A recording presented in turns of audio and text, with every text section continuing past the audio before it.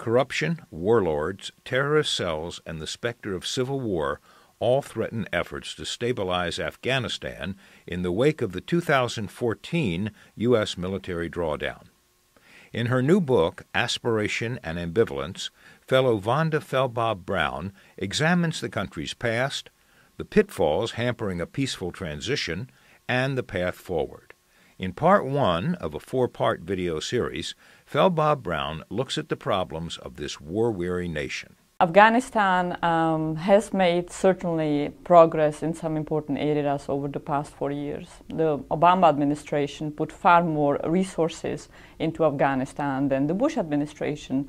However, it also inherited Afghanistan at the state of acute crisis. The security situation was very bad, and the review that General McChrystal did in 2009, I think very correctly indicated that large parts of the country could easily fall fully into the hands of the Taliban.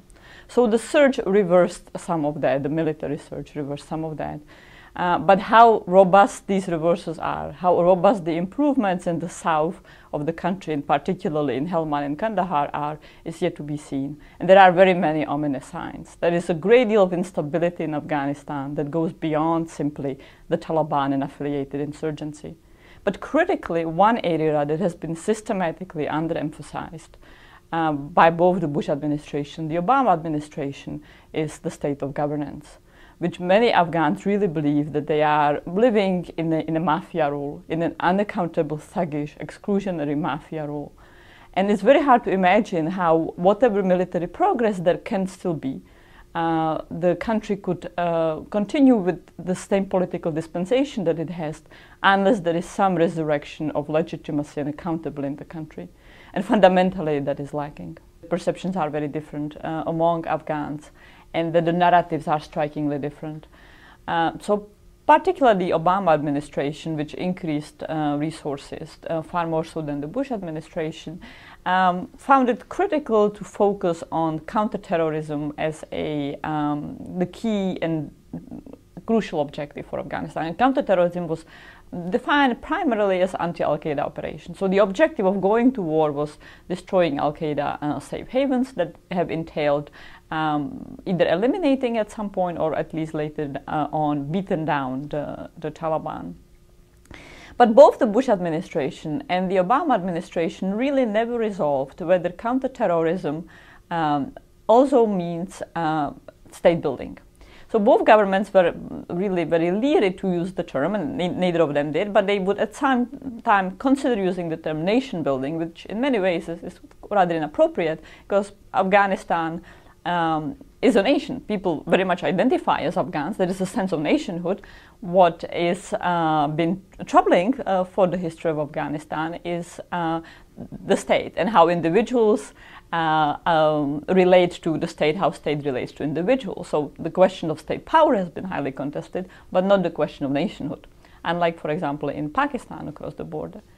But nonetheless, both administrations struggled with whether counterterrorism can be done in a very sort of surgical, narrow way, simply killing the targets, killing key Taliban leaders and killing key Al-Qaeda leaders, or whether one needs to have a broader project that also focuses on stability in the country and building in an accountable and sufficiently stable political system that has legitimacy with the Afghan people.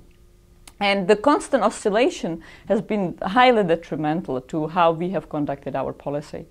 And in fact, as time went on, we kept continually defining the mission in narrower and narrower counterterrorism terms, strongly implying that the political arrangements in Afghanistan don't matter, or that they matter only in a very narrow sense.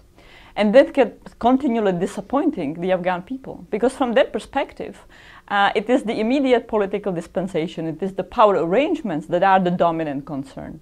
Yes, people do not wish to see foreigners people in the United States hurt as a result of Al-Qaeda operations, for example. But their primary objective is what is their security environment, what is their access to justice, how much threats they face from corrupt warlords or abusive power brokers, whether they are on the Taliban side or the government side.